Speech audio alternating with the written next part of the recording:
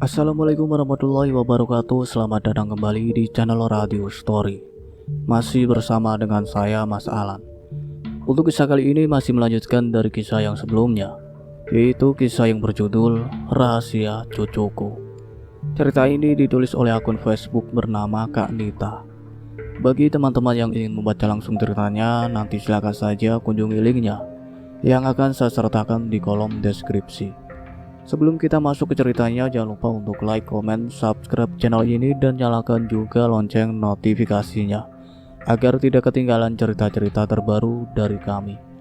Dan seperti apa ceritanya? Mari kita dengarkan.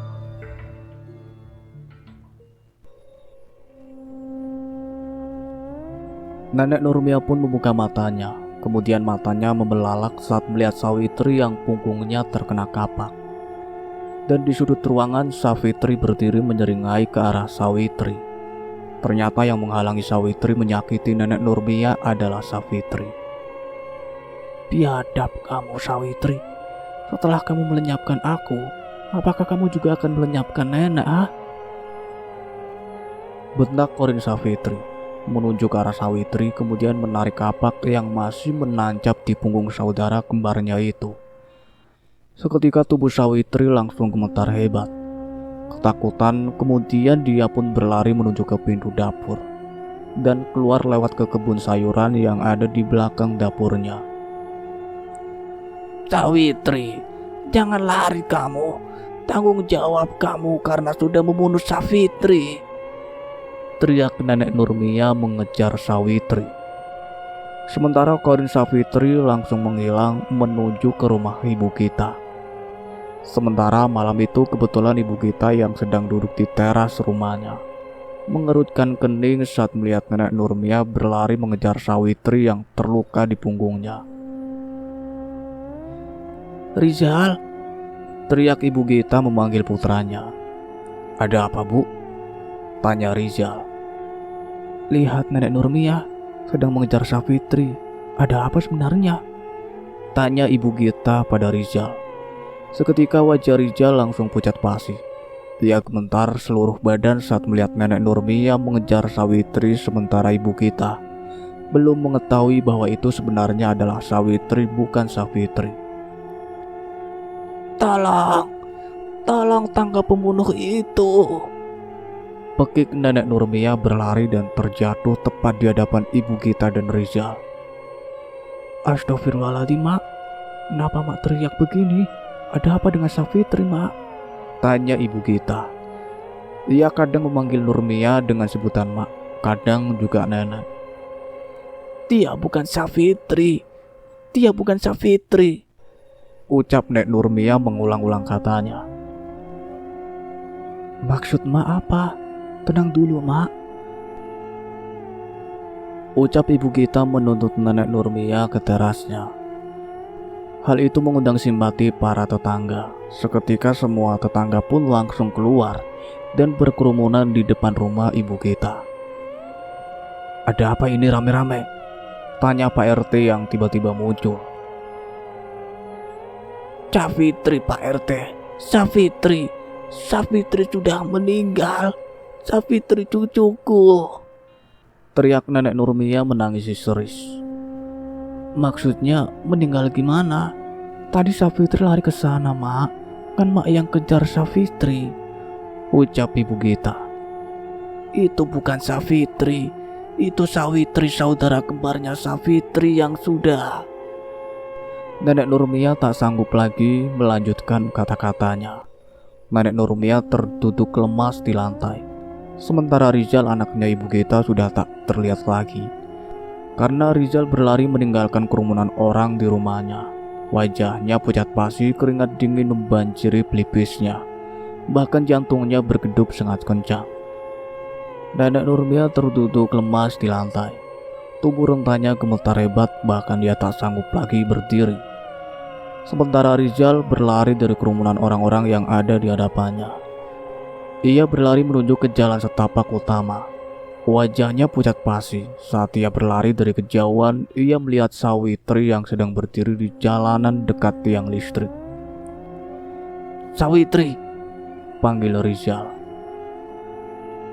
Sawitri, bagaimana semua bisa terbongkar rahasia ini? Kenapa kamu terlalu ceroboh, Sawitri? Aku menyesal telah mengikuti keinginanmu. Semua ini bukan salahku. Umpat Rizal dengan wajah merah padam karena menahan gejolak amarah karena ia telah terlihat atas pembunuhan Safitri. Saat malam itu Rizal putranya Ibu Gita memang ikut andil dalam pembunuhan Safitri. Sawitri menyuruh Rizal untuk merudah paksa Safitri hingga ia tak berdaya. Kemudian Sawitrilah yang membunuhnya hingga nyawanya benar-benar hilang. Sawitri, jawab aku, bentak Rizal yang kesal melihat Sawitri yang masih membelakanginya. Gak ada yang perlu dijawab, kalian harus mati. Ucap Sawitri dengan suara serak dan menggema di keheningan malam. Sawitri ternyata kesurupan oleh korin Safitri. Seketika Sawitri langsung berbalik dan mencekik leher Rizal. Teriak Rizal susah payah. Rizal berusaha melawan hingga menendang Sawitri berulang kali, membuat Sawitri terjembab di tanah. Darah segar mengalir dari mulut Sawitri, namun Sawitri hanya tersenyum sinis dan menyeringai ke arah Rizal yang hendak berlari. Saat Rizal hendak berlari, tiba-tiba Sawitri memegang kerah bajunya dan tidak! Teriak Rizal histeris saat tubuhnya dibuang oleh Sawitri yang kesurupan, hingga tubuhnya terkena pagar bambu runcing yang ada di pinggir jalan. Pagar bambu runcing itu mengenai dadanya hingga tembus ke punggungnya. Sawitri tertawa terbahak-bahak melihat Rizal yang terkena pagar bambu runcing itu dari dada hingga tembus ke punggungnya. Kemudian Sawitri berjalan ke arah pohon mangga yang ada di pinggir jalan itu dan mengambil tali tambang. Kemudian ia tersenyum menyeringai dan mendekat ke pohon mangga yang tak jauh dari tempat Rizal yang tertusuk pagar bambu tajam itu. Kemudian Sawitri mengingat tubuhnya sendiri di pohon mangga itu. Setelah itu korin Safitri keluar dari tubuh Sawitri dan tersenyum lebar hingga mulutnya sobek sampai ke telinga. Sementara di rumah Ibu Gita, semakin banyak tetangga dan warga kampung yang mendatangi rumah Ibu Gita untuk melihat Nenek Nurmia apa yang terjadi. Namun Nenek Nurmia tak kunjung sadar juga dari pingsannya. Semua warga menunggunya bangun dan menanyakan apa yang sebenarnya terjadi. Warga desa semakin banyak berkumpul di rumah Ibu Gita. Bahkan warga dari desa sebelah pun berdatangan, termasuk Nek Ida, sepupunya Nenek Nurmia. Malam kian larut, namun Nenek Nurmia tak kunjung sadar juga, membuat Nek Ida dan Ibu Gita panik. Namun Ibu Gita juga baru sadar karena ia tak melihat Rizal putranya. Ia celingukan saat menyadari Rizal tidak terlihat dari tadi. Ibu Gita tampak gelisah di antara kerumunan warga yang ada di rumahnya. Bahkan teras depan rumahnya telah dipenuhi oleh orang-orang yang penasaran dengan apa yang terjadi di rumah Nenek Nurmia. Ibu Gita, ada apa ya? Dari tadi kok saya lihat seperti orang yang sedang gelisah. Tanya Pak RT menatap Ibu Gita penuh selidik. Iya Pak RT, ini loh Rizal nggak ada di sini. Apa Pak RT tahu atau lihat di mana Rizal? Tanya Ibu Gita. Saya nggak tahu Bu, kita tunggu aja. Mungkin Rizal keluar sebentar, jawab Pak RT. Ibu Gita pun mengangguk, kemudian kembali masuk ke dalam rumahnya mengoles hidung Nenek Nurmia pakai balsem agar segera sadar dan ditanyakan apa sebenarnya yang terjadi kepada cucunya. Sementara di tempat lain, Parjo dan Pak Iman, hansip desa yang ditugaskan oleh Pak RT untuk ronda malam itu di perbatasan desa merasa tak nyaman dan seakan banyak pasang mata yang mengawasi mereka. Jo, kamu merasa aneh gak sih? Tanya Pak Iman. Aneh apanya, Man? Tanya balik Parjo. Malam ini kok sepi. Tadi itu sebelum kita kesini orang rame banget loh di rumah Ibu Gita. Ada apa ya di sana? Ucap Pak Iman. Masa sih? Ada acara kali? Jawab Parjo sambil meminum air aqua yang ia bawa. Gak mungkin. Aku penasaran nih, kita lihat yuk, ajak Pak Iman. Aku sih bukannya gak mau, tapi aku takut dimarahin Pak RT loh. Kita ini kan ditugaskan untuk ronda malam ini, ucap Parjo. Namun Pak Iman sahabat Parjo tak memperdulikan ucapan Parjo. Ia menarik tangan Parjo hingga ke sisi jalan. Parjo pun hanya manut saja. Ia pun berjalan ke jalan utama hingga sampai ke jalan yang terang benderang karena tiang listrik dan lampu jalanan menerangi jalan mereka untuk pulang. Jadi tak perlu memakai senter. Desa mereka terbilang cukup maju. Namun Pak Iman berhenti sejenak saat melihat seseorang berdiri di tiang listrik memakai daster kuning dipenuhi kotoran dengan motif bunga-bunga. Jo, lihat sana, bukannya Safitri, ucap Pak Iman. Loh, iya ya, ngapain dia tengah malam begini berdiri di sana? Jawab Parjo mengerutkan kening, menatap ke sosok Safitri di bawah tiang listrik. Dimarahin neneknya kali dari rumah. Yuk kita samperin yuk, kita antar dia pulang sekalian, jawab Pak Iman. Parjo pun mengangguk, kemudian berjalan ke arah Safitri. Parjo dan Pak Iman pun sama seperti warga lainnya yang belum mengetahui jika Safitri sebenarnya telah meninggal dunia. Jadi tanpa rasa curiga Parjo dan Pak Iman menghampiri Safitri. Mbak, kok di sini Mbak? Tanya Parjo. Mereka memang menyebut Safitri dengan sebutan Mbak. Kang Parjo, Kang Pak Iman, tolong aku, ucap sosok Safitri berbalik badan. Spontan Parjo dan Pak Iman langsung mundur ke belakang dan saling berpelukan. Mereka gemetar seluruh badan saat melihat wajah sosok Safitri yang penuh dengan belatung dan lehernya nyaris putus. Ah, tolong, ada demit! Teriak Pak Iman berlari meninggalkan Parjo yang masih mematung, bahkan Parjo ngompol di celana. Kapan? Kamu meninggalnya Mbak? Kok udah jadi hantu aja? Ucap Parjo terbata-bata. Parjo terucap terbata-bata dan berusaha berlari namun tak bisa. Sosok Safitri yang menyeramkan itu menatap Parjo dengan tatapan sendu. Iya, udah seminggu yang lalu Kang. Makanya jangan di rumah mulu lah, ucap Korin Safitri dengan suara serak. Mbak, ya udah ya, Mbak, aku pergi dulu. Selamat malam Mbak Safitri. Tolong, ada demit! Teriak Parjo histeris berlari sambil menangis. Dasar, ada-ada aja. Bau pesing banget, pakai ngompol segala lagi ketemu aku, ucap Korin Safitri dengan kesal melihat Parjo yang berlari pondang-panting, kemudian menghilang dan kembali menemui Safitri yang ia ikat di pohon mangga. Korin Safitri berniat membalas dendam yang lebih kejam lagi kepada saudara kembarnya, yaitu Sawitri. Parjo terus berlari hingga ia tak sengaja menginjak batu besar dan aduh, pinggang aku sakit. Ngapain harus jatuh, mana hantunya Safitri serem banget lagi. Kapan sih itu anak meninggal? Kok aku gak tahu, tiba-tiba udah jadi hantu aja. Teriak Parjo memegang pinggangnya dan kesakitan bak anak kecil. Parjo berhenti guling-guling di tanah, kemudian ia menoleh ke samping. Seketika terkejutnya bertambah, bahkan matanya membulat sempurna saat melihat penampakan yang tak bersahabat. Tambah di sana Rizal yang tertusuk pagar bambu runcing tergantung di pagar dengan bersimbah darah. Tolong aku, ucap Rizal lirih. Namun Parjo yang melihat itu bukannya menolong, ia malah berlari terbirit-birit meninggalkan tempat itu dengan jantung yang bergedup kencang. Allahu Akbar, teriak Parjo berlari. Parjo terus berlari hingga sampai ke rumah ibu kita. Parjo melihat Pak RT di rumah ibu kita. Ia berlari hingga menabrak Pak RT yang ada di halaman ibu kita. Aduh, mata aku sakit banget Parjo. Sialan kamu.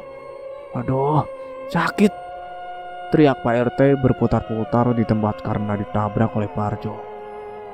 Maaf Pak RT, aku sengaja Pak RT. Maksudnya nggak sengaja, ucap Parjo dengan nafas ngos-ngosan. Ada, mataku udah buta ini, pergi ke Pak RT sembari memegangi matanya. Pak RT nggak buta, itu mah peci Pak RT aja yang nutup mata Pak RT, ucap Pak Lurah yang kesal melihat Pak RT. Kemudian Pak Lurah membenarkan peci hitam yang dikenakan Pak RT, karena peci hitam itu menutup matanya. Loh, iya, kirain buta. Ucap Pak RT nyengir sementara warga masih berada di dalam rumah menunggu Nenek Nurmia sadar dan menanyakan apa yang terjadi. Saat Pak RT dan Pak Lurah berdebat, tiba-tiba saja tubuh Parjo ambruk di hadapan mereka dan berteriak-teriak. Ah, ada demit, tolong! Teriak Parjo kejang-kejang. Pak Lurah, dia kenapa? Tanya Pak RT. Gak tahu, masuk angin kali, jawab Pak Lurah dengan nyengir. Is, Pak Lurah bercanda aja, lihat sampai kejang begini kasihan. Ayo kita tolongin, ucap Pak RT. Ya udah, ayo, jawab Pak Lurah cemberut. Mereka mengangkat tubuh Parjo ke teras rumah ibu kita. Parjo, iktik Parjo, nyebut ada apa ini? Tanya Pak Lurah. Hal itu membuat ibu kita dan beberapa warga menghampiri Pak Lurah bersama Pak RT dan juga Parjo. Pak, ada hantu di sana Pak Lurah. Ada di sana, ada Rizal. Dia. Parjo tak melanjutkan ucapannya. Dia masih shock mengingat penampakan Safitri yang menyeramkan dan juga Rizal yang tergantung di pagar. Hantu Safitri, Rizal, di mana? Di mana Rizal? Tanya ibu kita dengan cepat. Belum juga Parjo menjawab pertanyaan ibu kita, tiba-tiba saja dari dalam rumah terdengar teriakan Nenek Nurmia membuat mereka semua masuk dalam rumah. Membuat Pak RT, Pak Lurah, Parjo, dan ibu kita segera berlari menghampiri ke dalam rumah. Alhamdulillah, Mak udah sadar ya. Kenapa Mak berteriak, Mak? Tanya kita lembut. Safitri cucuku, dia udah gak ada, teriak Nenek Nurmia menangis meraung-raung. Beberapa warga saling pandang, kemudian Nenek Nurmia berlari keluar dari rumah ibu kita, namun ditahan oleh ibu kita atau ibunya Rizal. Mak, tunggu dulu, sekarang jelasin dulu Mak, ada apa? Tanya Gita mencekal tangan Nenek Nurmia. Kalian semua ikut saya, teriak Nenek Nurmia membuat semua warga saling pandang. Kemudian mereka mengikuti Nenek Nurmia ke rumahnya. Nenek Nurmia berjalan semboyongan. Ia tidak tahu harus berbuat apa, karena sekarang Safitri benar-benar telah tiada. Di sepanjang perjalanan Nenek Nurmia tak henti-hentinya menangis ditenangkan oleh ibu kita. Setelah sampai di perkarangan rumah besar itu, Nenek Nurmia menyuruh semua warga untuk masuk, terutama Pak Lurah dan Pak RT, juga ibu kita. Dia mengajak warga ke kamar mandi tepat di jasad Safitri yang ditimbun dengan campuran semen itu di kamar mandi. Apa maksudnya, Nek? Tanya Pak Lurah. Lihat, ucap Nenek Nurmia sambil menunjukkan bekas yang setengah ia gali, menunjukkan jasad Safitri yang setengah hancur lebur. Seketika mata ibu kita membelalak, begitu juga dengan Pak RT. Bersama warga lainnya, bahkan warga lainnya ada yang sampai pingsan karena tak percaya melihat kejadian itu. Astagfirullahaladzim, apa yang sudah terjadi? Saya tidak mengerti. Tolong jelaskan semua ini, Nek, ucap Pak RT memandang Nenek Nurmia yang tampak lemah karena ia terus menangis. Dia pembunuh Sawitri, ucap Nenek Nurmia menangis, bahunya tergunjang hebat. Siapa Sawitri, Mak? Tanya Gita cepat menatap Nenek Nurmia. Sawitri itu saudara kembarnya Safitri yang terpisah 24 tahun yang lalu. Aku baru tahu kalau ternyata Savitri punya adik. Maka dari itu Savitri membunuh Savitri karena... Nenek Nurmia tak sanggup lagi melanjutkan ucapannya. Badannya terasa sesak, bahkan air matanya tak henti mengalir, hingga air matanya mengering di wajah keriputnya. Jadi yang selama ini sama nenek bukan Savitri, tapi Sawitri? Tanya Pak Lurah. Iya benar, dia mengaku sebagai Savitri, ternyata dia Sawitri. Aku akan membunuh Sawitri juga karena Savitri telah lenyap. Pekik nenek Nurmia berapi-api. Ia yang tadinya lemas sekarang seakan ada kekuatan yang membawanya, ingin mencari Sawitri dan menghabisi Savitri. Nenek sabar nek, sebaiknya kita panggil Pak Ustadz. Nanti saya akan menyuruh warga untuk mengambil jasad Savitri, ucap Pak Lurah.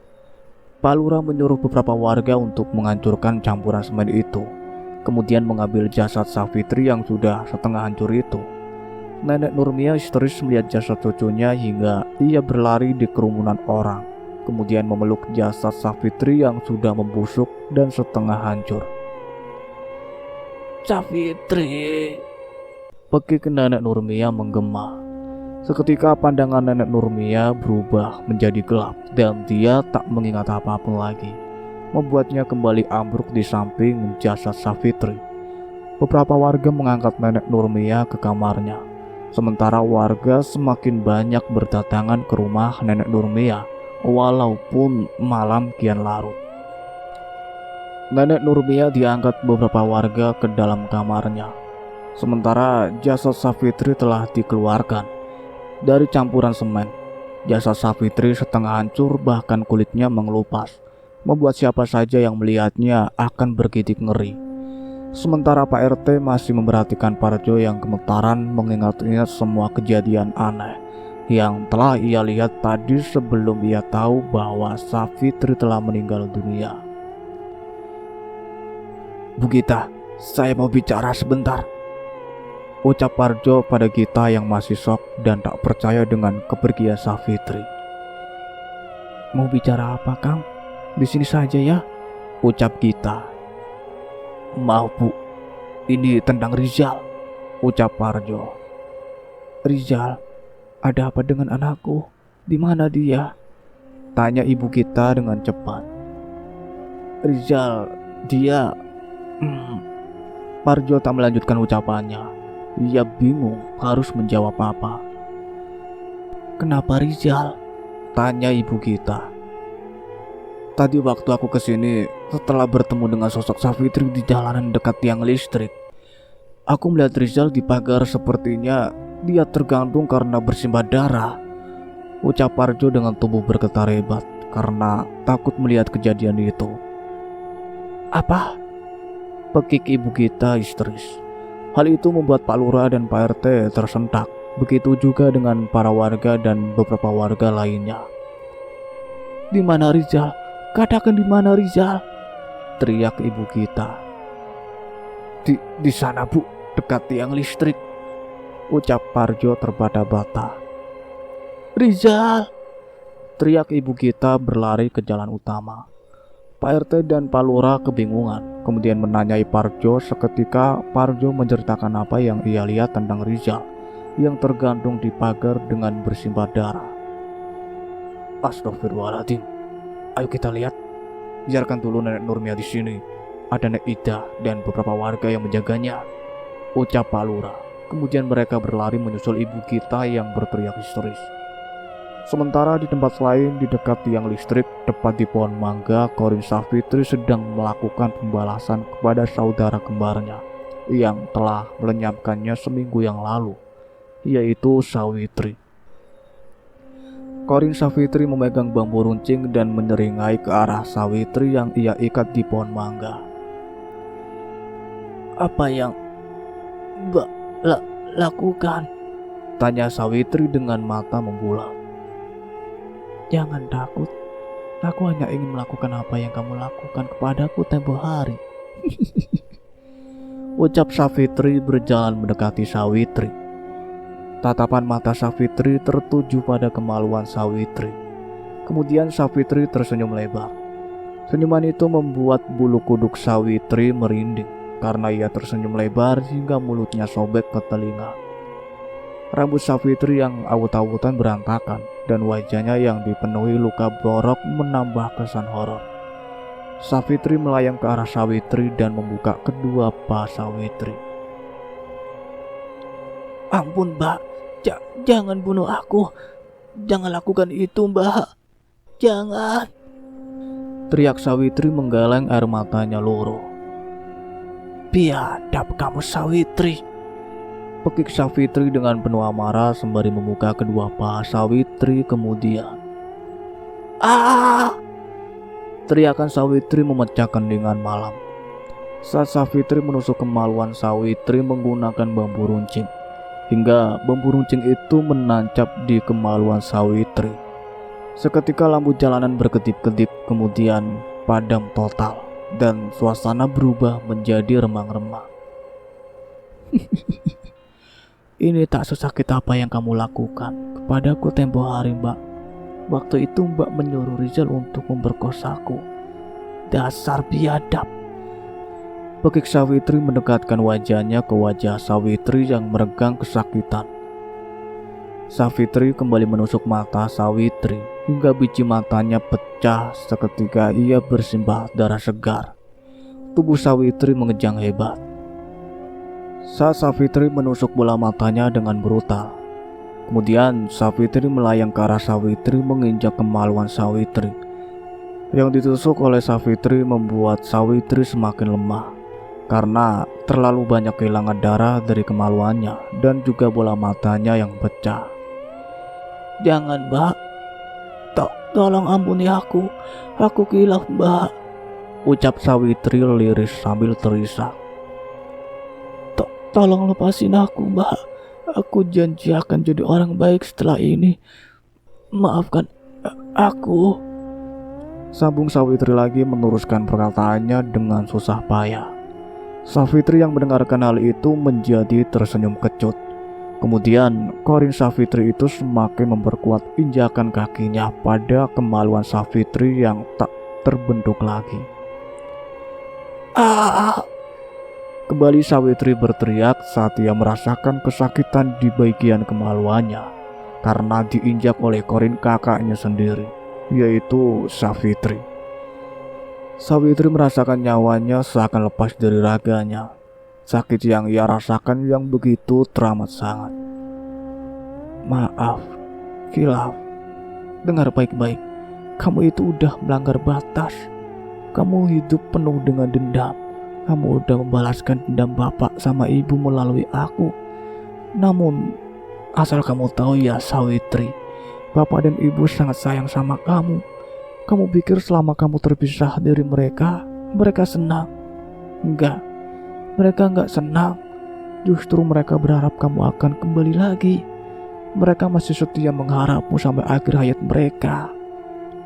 Pekik Savitri dengan raut wajah begitu sinis tatapannya. Sangat tajam menatap Savitri membuat Savitri memalingkan pandangannya, tak sanggup menatap Savitri. "Mbak, aku tahu Mbak orang baik, gak sebaik aku. Tapi aku mohon, jangan. Diam kamu, pembunuh." Pekik Savitri berteriak di depan Savitri. Kemudian, "Ah!" Savitri berteriak panjang saat Savitri menusuk dada kirinya menggunakan bambu runcing tepat di jantungnya. Seketika mata Savitri membulat sempurna. Lidahnya terjulur sangat panjang. Kemudian tubuhnya mengejang hebat. Savitri menatap Savitri yang kembali mendekat ke arahnya. "Ayo, aku antar ke neraka." Ucap Savitri samar terdengar di telinga Savitri. Savitri kembali mencabut bambu runcing yang menancap di dada kiri Savitri. Kemudian menusuknya kembali dan mencabutnya kembali. Ia mempermainkan bambu runcing itu di dada Savitri, sehingga membuat tubuh Savitri yang bersimbah darah itu mengejang hebat. Kemudian Savitri merasakan dadanya mulai sesak dan kesusahan bernafas, sehingga perlahan menjadi hening. Kemudian pandangan matanya pun menjadi gelap dan ia tak ingat apa-apa lagi. Sawitri benar-benar telah meninggal dunia. Ia mengembuskan nafas terakhirnya. Kemudian Safitri tersenyum puas melihat adik kembarnya telah meninggal. Setelah memastikan Sawitri telah mati, ia berjalan mendekati Rizal yang masih dalam posisi yang sama. Tambah di sana Rizal masih tergantung di pagar. Perutnya tertusuk bambu runcing yang di pagar itu. Darahnya semakin mengalir deras. Namun Rizal belum juga meninggal. Rizal, kamu sudah siap menuju ke neraka? Jika belum siap, nggak masalah. Kita bermain-main dulu. Ucap Safitri pada Rizal dengan penuh penekanan. Pergi kamu. Jangan bunuh aku. Pekik Rizal. Seketika Safitri berhenti mendekati Rizal. Kemudian ia menatap Rizal dengan tatapan sayu. Kenapa kamu mengusirku, Rizal? Bukankah waktu itu kamu sangat menginginkanku? Kamu kan sangat suka sama aku. Jadi ayo kita bermain lagi. Ucap Safitri dengan wajah bengisnya. Aku kilaf, Safitri. Lagian aku juga hanya disuruh sama Sawitri. Maafkan aku. Ucap Rizal berusaha mencabut bambu runcing yang menusuk perutnya. Teriak Rizal saat ia berhasil mencabut bambu runcing menusuk perutnya. Rizal, mau kemana kamu? Temani aku. Teriak Korin Safitri melayang mengejar Rizal yang hendak kabur. Kurang ajar kamu, Rizal. Pekik Safitri. Rizal berteriak kencang saat Safitri membenturkan kepalanya tepat mengenai tiang listrik di jalanan itu. Safitri membenturkan kepala Rizal ke tiang listrik yang ada di jalanan. Menggunakan kekuatan goibnya, darah segar mengalir deras dari mulut Rizal. Rizal merasakan kepalanya seperti mau pecah, bahkan penglihatannya menjadi berputar. Jawab pertanyaan ibu, kenapa bisa seperti ini? Jangan diam saja kamu. Bentak ibu kita pada Rizal yang tertunduk sambil menangis. Rizal mendongak menatap ibunya, kemudian menatap semua warga yang berdiri di hadapannya. Lalu ia menoleh ke arah Safitri yang menatapnya dengan tatapan penuh dendam. Tolong aku, Bu. Aku takut. Ucap Rizal memelas pada ibunya. Jangan mengalihkan pembicaraan. Katakan sejujurnya. Bentak ibu kita dengan air mata berlinang. Tubuh Rizal semakin menggigil kesakitan akibat kemaluannya yang dilindas batu oleh Safitri dan matanya yang pecah sebelah. Kamu dengar ibu nggak? Jawab ibu, Rizal. Pekik kita dengan dada bergemuruh hebat menahan tangis dan amarah bercampur menjadi satu. Aku telah memperkosa Safitri, Bu. Maafkan aku, Bu. Maafkan aku. Ucap Rizal menangis sesegukan. Seketika mata ibu kita dan semua warga langsung membelalak dan para warga pun langsung beristighfar. Bagaimana tidak? Rizal selama ini dikenal dengan baik, bahkan dia selalu mengumandangkan azan di masjid kampung. Rizal juga dikenal baik dengan sikapnya yang lemah lembut dan soleh. Apa kamu bilang? Ibu gak mimpi kan? Ucap ibu kita dengan tubuh bergetar hebat. Tidak, Bu. Aku telah memperkosanya, Bu. Maafin aku, Bu. Maafin aku. Ucap Rizal. Seketika kepala ibu kita pusing. Tungkainya langsung lemas, dadanya serasa sesak, ia terhuyung ke belakang. Beruntung saja dengan sigap salah satu pemuda yang berdiri di samping ibu kita langsung menahan ibu kita. Ibu kita hampir kehilangan kesadaran. Ibu, maafkan aku, Bu. Ucap Rizal memeluk kaki ibunya, namun sekuat tenaga ibu kita menghindar. Ibu gak nyangka kamu seperti ini. Ibu kecewa sama kamu, Rizal. Selama ini ibu mendidik kamu dengan baik. Ibu tidak pernah mengajarkan kamu hal-hal buruk seperti itu. Apa yang merasukimu, nak? Ucap ibu kita memegang dada kirinya yang terasa sangat sakit. Sementara dari kerumunan warga, tiba-tiba saja nenek Nurmia muncul dengan tatapan tajam membawa celurit. Ternyata nenek Nurmia telah terbangun dari pingsannya, dan dia menyusul warga. Tatapannya begitu tajam menatap Rizal dan jasad Sawitri di bawah pohon mangga. "Rizal, kamu harus mati. Kamu harus membayar kematian cucuku dengan nyawamu juga," ucap nenek Nurmia berapi-api, kemudian berlari ke arah Rizal mengacungkan celuritnya. "Ah!" Nenek Nurmia menembus dahi Rizal hingga sobek parah, bahkan lukanya menganga. Para warga yang melihat itu langsung beristighfar. Mereka tidak berani mendekat, apalagi Pak RT dan Pak Lurah. Nenek Nurmia tersenyum sinis, kemudian berjalan ke jasad Sawitri dan mengobrak-abrik jasad Sawitri dengan brutal. Ia menggorok leher Sawitri walaupun Sawitri sudah meninggal. Ia begitu bengis saat melakukan aksi itu, membuat semua orang bergidik ngeri. Sementara Rizal sudah bersimbah darah, nadinya semakin melemah. Begitu pula detak jantungnya. Ibu kita menutup mata saat melihat kejadian di depan matanya. Ibu kita berteriak histeris saat melihat putranya dibacok oleh nenek Nurmia. Setelah mengobrak-abrik jasad Sawitri dengan menggunakan celurit dan menggorok lehernya, aku kembali memandang ke arah Rizal. Celurit yang kupegang kini berlumuran darah segar dari jasad Sawitri dan juga tubuh Rizal. Entah keberanian dari mana aku melakukan hal ini, membuat semua orang-orang yang berdiri di depan menjadi bergidik ngeri melihatku. "Istighfar, Mak. Sudah jalannya harus seperti ini. Sawitri udah meninggal, Mak. Jangan sakiti Sawitri lagi. Lebih baik jasad Sawitri kita bawa ke rumah Mak, dan menunggu pagi tiba kita makamkan bersama jasad Sawitri," teriak Pak Lurah menghentikan langkahku. Aku berbalik badan, kemudian menatap Pak Lurah dengan tatapan tajam. Setelah itu aku tersenyum kecup. Kulihat Pak Lurah menelan salivanya dan mundur beberapa langkah. Begitu pula para warga saling pandang dan berbisik-bisik. "Tidak akan aku berhenti.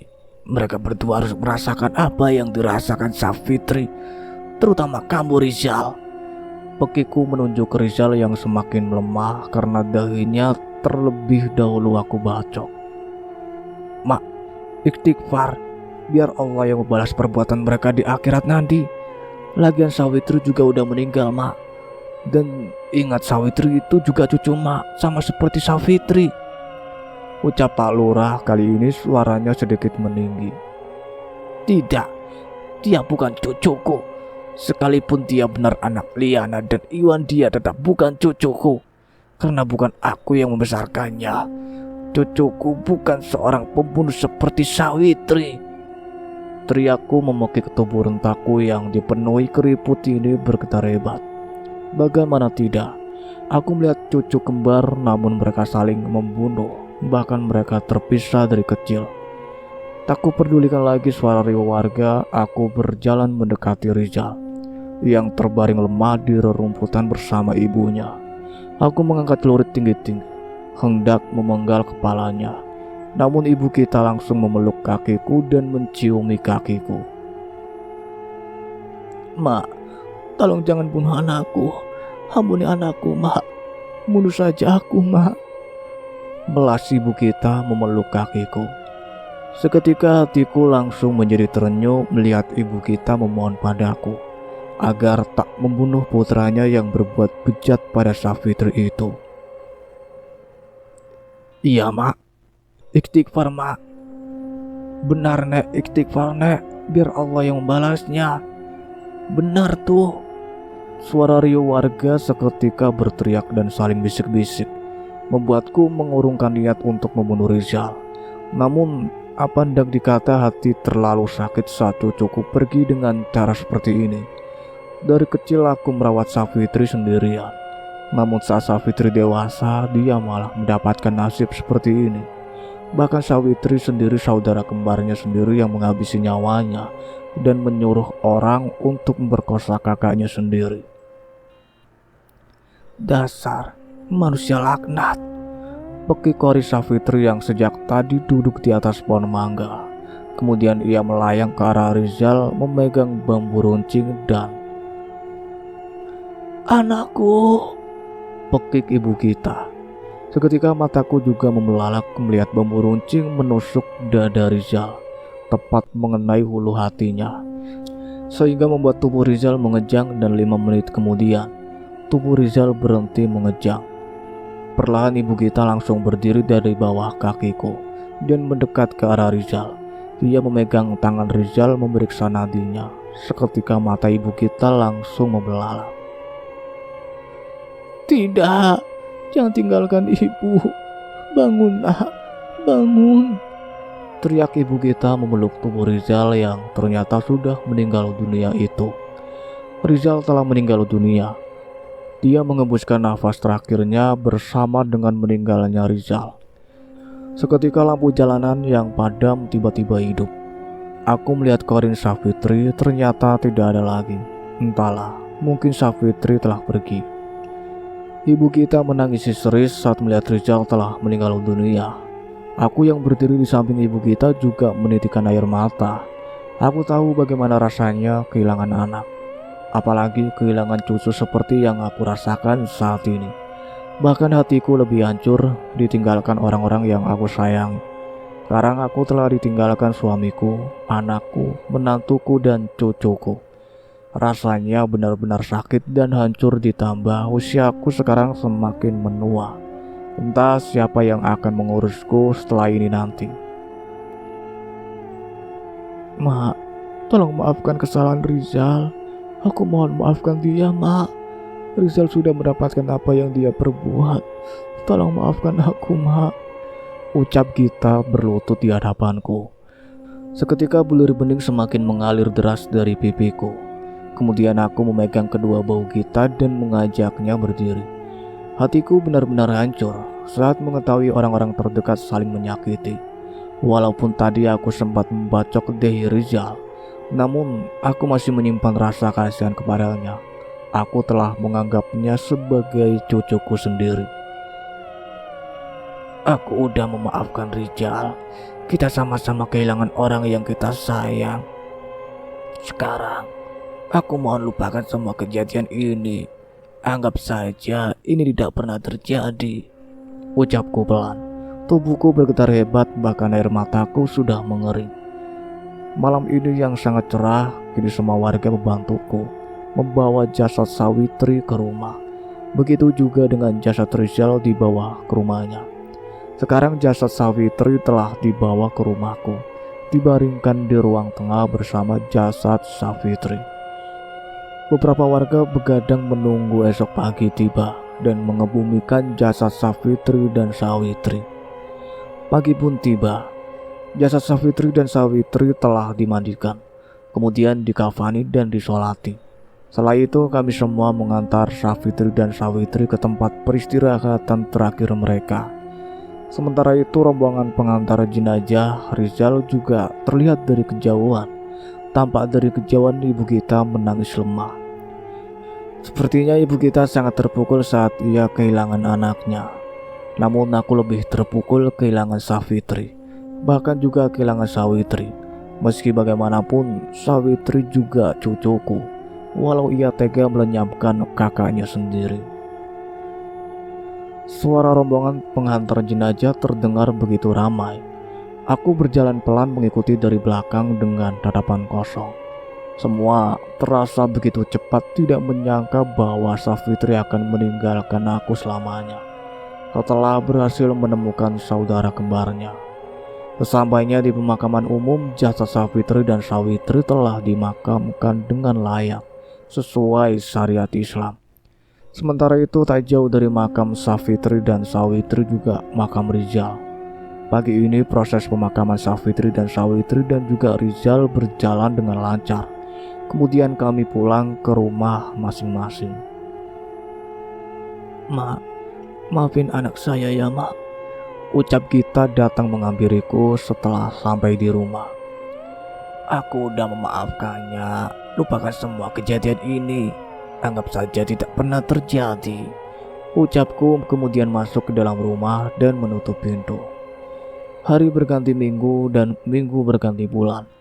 Kemudian bulan berganti tahun. Kini sekarang kejadian itu 5 tahun silam dan usiaku sudah semakin rendah. Aku memutuskan untuk menjual rumahku, melupakan semua peristiwa lama. Kemudian sepupuku Ida mengajakku tinggal di desa sebelah di rumahnya bersama cucu laki-lakinya dan cucu perempuannya. Tinggallah di rumah kosong itu. Itu rumah Fadli, namun Fadli jarang pulang karena ia ada tugas di kota. Fadli juga cucumu, ucap Ida membuatku terharu. Terima kasih banyak, Kak. Kakak memang baik padaku, ucapku memeluk Ida sepupuku. Jangan berlebihan, tidak perlu berterima kasih. Kita kan saudara. Walaupun hanya sebatas sepupu, aku menganggapmu sebagai adik kandungku, ucap Ida. Kemudian tanpa sengaja air mataku menetes saking terharunya. Kami saling berpelukan. Kemudian tak lama kemudian Vina adiknya Fadli datang. Assalamualaikum nenekku, ucap Vina cucunya Ida. Waalaikumsalam, jawab kami bersamaan. Kemudian Vina mengeluarkan sesuatu dari kantong kresek. Ternyata itu adalah nasi pecel. Kami pun makan bertiga. Seperti itulah kehidupanku sehari-hari. Kini aku juga sudah bisa melupakan kejadian 5 tahun silam. Itulah akhir dari cerita yang berjudul Rahasia Cucuku yang ditulis oleh Kak Nita. Terima kasih banyak untuk kalian semua yang sudah setia mengikuti cerita ini sampai selesai. Nantikan cerita-cerita terbaru lainnya dari kami. Sebelum Mas Alan pamit, jangan lupa untuk like, comment, subscribe channel ini, dan satu lagi bunyikan loncengnya. See you in the next video. Wassalamualaikum warahmatullahi wabarakatuh.